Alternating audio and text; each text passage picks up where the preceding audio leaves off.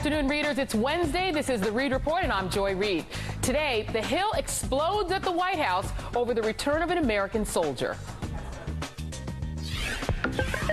Members of Congress, including some Democrats, believe the White House violated the law. Why the White House did not provide Congress with notice. I strongly believe that we should have been consulted. The Obama administration decided, no, we don't have to follow the law. Let's do what we want.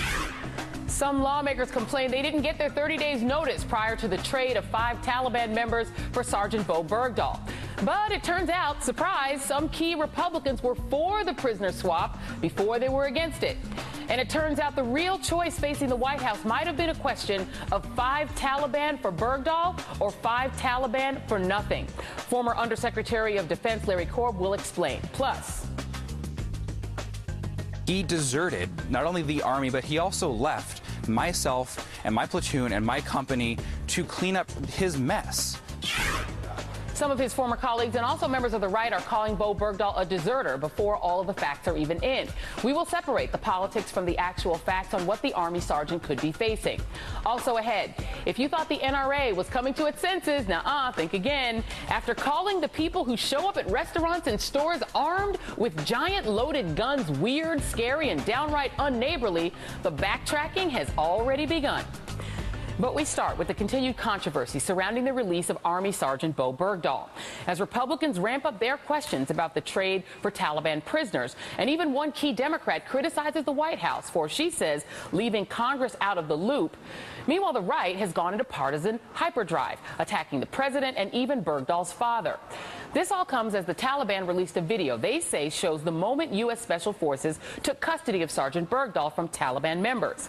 In the video, men believed to be Bergdahl's former captors can be seen with the Army sergeant prior to the handoff. Moments later, a Black Hawk helicopter with what's believed to be U.S. Special Operations Forces flies into the area. The end of the video shows troops patting Bergdahl down during the exchange and eventually loading him into the helicopter and flying off. Now, while not officially confirming the tape, the Pentagon says, quote, there is no reason to doubt the authenticity of the video. Now, back in Washington, however, the White House today is holding a closed-door meeting with senators about the swap.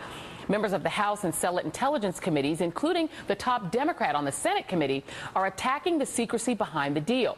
Secrecy the White House says it had to maintain in order to get the deal done and ensure Bergdahl's safe return.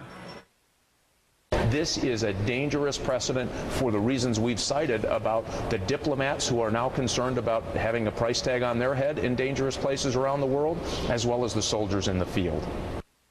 I strongly believe that we should have been consulted, that the law should have been followed, and I very much regret that that was not the case. Here to discuss the politics of all this is NBC's Kristen Welker, who joins me live from the White House. And Kristen, thanks for being here. I think at this point, Kristen, we expect that whatever it is the White House is announcing on a day-to-day basis, Republicans will come out to a microphone and just attack what the president is doing. But when you have Senator Dianne Feinstein coming out, and she too is attacking the White House, I'm wondering if the White House was just caught completely flat-footed on how members of Congress would respond to the handover of Bergdahl in exchange for those Taliban fighters. Well, they were to some extent, Joy. I am told that officials here were anticipating that there would be a robust debate about the decision to release 5 Taliban prisoners from Guantanamo. But what they are surprised about is that there's not more of a celebration in the fact that America's only POW was released and is coming home.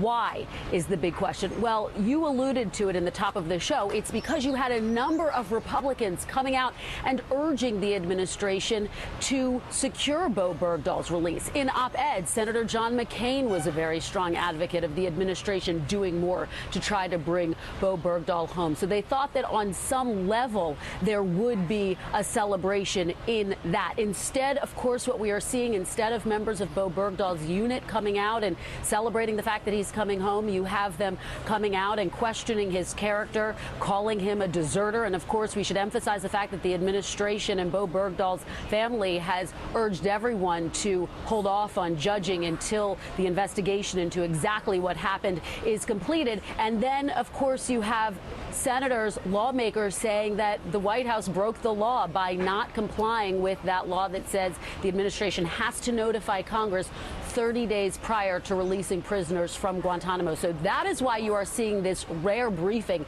that is going to occur on Capitol Hill later today. All 100 senators are going to be briefed. Of course, I don't know exactly what's going to be in that briefing, but I am told it is expected to be heated. And I think some of the key questions that the administration is going to have to answer are, why didn't they notify Congress?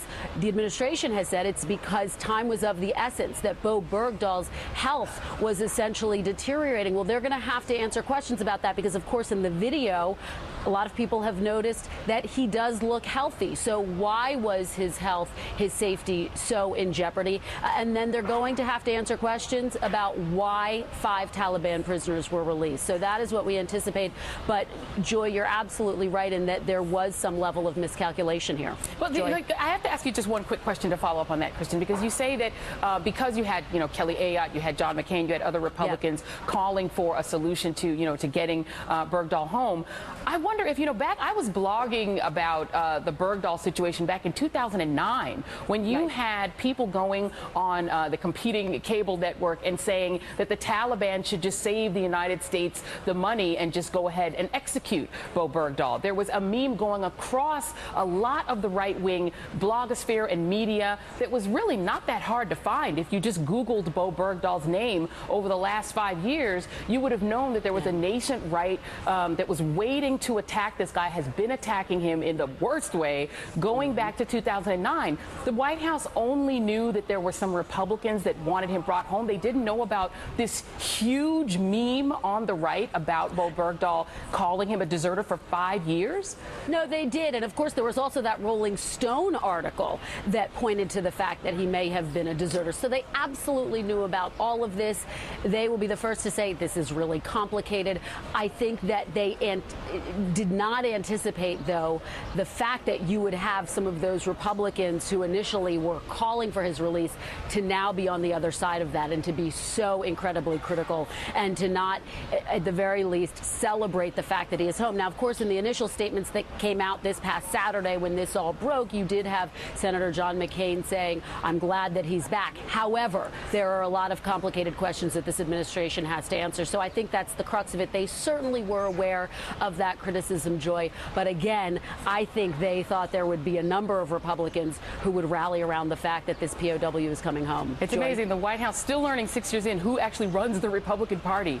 They need to start paying attention to the media side, not the electeds. Thank you so much, Kristen Welker. Appreciate it. Absolutely. All right. Lawrence Korb is a former Assistant Secretary of Defense. He's now a senior fellow at the Center for American Progress. And Larry, I love talking with you, and I do have to ask you that question. Does it surprise you that the White House this far in would not be surprised that members of Congress would follow more the lead of the ideological wing of their party rather than whatever it is they were saying 2-3 years ago?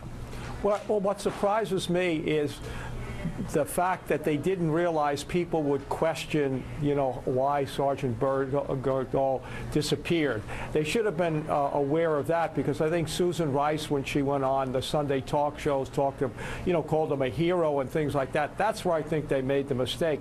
Other than that, they shouldn't have been surprised. I think if it had come out that we could have got him out and then they decided not to do it because of logistics or too high a price, the Republicans would have been all over Obama for not getting the last American POW out. Yeah, that is the lesson that I think they are repeatedly learning. They're going to be attacked either way, and they should anticipate it. But I want to get to the substance of why we really wanted to have you on specifically. You wrote a piece recently, I'm going to read a little bit of it, that talked about a thing that I think hasn't been talked about enough. It's been on our air a couple of times. A couple of people have said it. But the idea that we would exchange these particular 5 Taliban fighters for Bergdahl being somehow shocking. And you write this. You say, the exchange of POWs is a normal part of ending a conflict and part of the laws of war. While the Taliban may be a terrorist group, they are also America's enemy in the war in Afghanistan, just as the communist Chinese were in Korea. As the White House has labored to explain in recent days, the release of 5 Taliban in exchange for Bergdahl is a POW exchange, meaning that is how you end a war. that is a message I think that's important to get out. Explain to us why, had we not exchanged these 5 people for Bergdahl, we might have just exchanged them for nothing. Well, that's true. I mean, we're winding down our combat role in Afghanistan this year. We'll be out completely in 2 years, and therefore the war would be over. So we would have to release the prisoners under our Constitution and under the laws of war. This time we got something for him.